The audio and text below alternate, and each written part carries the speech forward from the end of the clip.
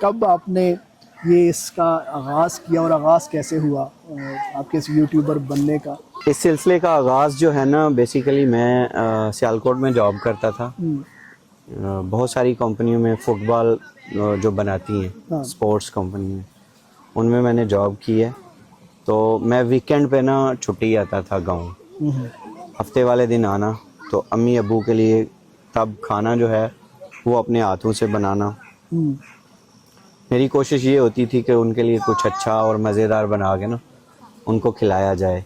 تو مدثر بھائی جو ہے وہ انٹرنیٹ پہ تھوڑے تھے ایکٹیو, چونکہ ان کی موبائل شاپ تھی, تو انہوں نے مجھے مشورہ دیا کہ آپ نا کھانا بڑا زبردست بناتے ہیں, سب کو پسند آتا ہے, ہم انتظار بھی کر رہے ہوتے ہیں کہ آپ ویکینڈ پہ آئیں اور ہمارے لیے کھانا بنائیں.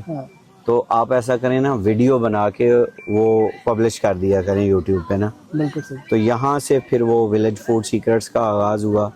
زین بھائی جو ہیں وہ ویڈیوز بناتے تھے میری, اور ایڈیٹنگ بھی زین بھائی اور مدثر بھائی سے ہی میں نے سیکھی. پھر میں وہ ایک دن جو ہوتا تھا جو کوکنگ میں گھر پہ امی ابو کے لیے کرتا تھا وہ ویڈیو بنا لیتا تھا, پھر وہاں پہ سیالکوٹ ہی جا کے اس کو ایڈٹ کرنا اور اپلوڈ کرنا. یہاں پہ انٹرنیٹ کا آج بھی جو ہے نا وہ سلسلہ نہیں ہے, نیٹ ورک نہیں ہے. آپ اپنے فون پہ دیکھیں گے یہاں پہ ہو سکتا ہے تھوڑا بہت ہو, گاؤں میں بالکل کوئی نیٹ ورک نہیں ہے. تو ویڈیوز کا سلسلہ یہ شروع ہوا, پھر ویڈیو کے سلسلہ شروع ہو کے نا جب ایون میں کو 2 سال بعد میں نے پھر جاب چھوڑ دی تھی, تو پھر بھی ہم ویڈیو اپلوڈ کرنے کے لیے کچھ 4-5 کلومیٹر سفر کرتے تھے. جاتے تھے وہاں. آپ ماشاءاللہ سے پورے بکرے بنا رہے ہوتے ہیں پورے, اور کھانا میرا خیال ہے کہ وہ کچھ تھوڑے بندوں کا تو ہوتا نہیں, وہ اتنا زیادہ کھانا بنانے کے بعد وہ کھانا کہاں جاتا ہے؟ الحمدللہ یہاں پہ گاؤں میں بھی تقسیم کیا جاتا ہے کھانا, اور زیادہ دفعہ جو ہے وہ جو بچے یہ جو ہم وہ جھگیوں میں رہتے ہیں ان کے لیے ہم کھانا بنا کے نا وہاں پہ ہی تقسیم کراتے ہیں. جی. کوشش یہی ہوتی ہے کہ زیادہ سے زیادہ لوگ جو ہے وہ کھانا کھا لیں.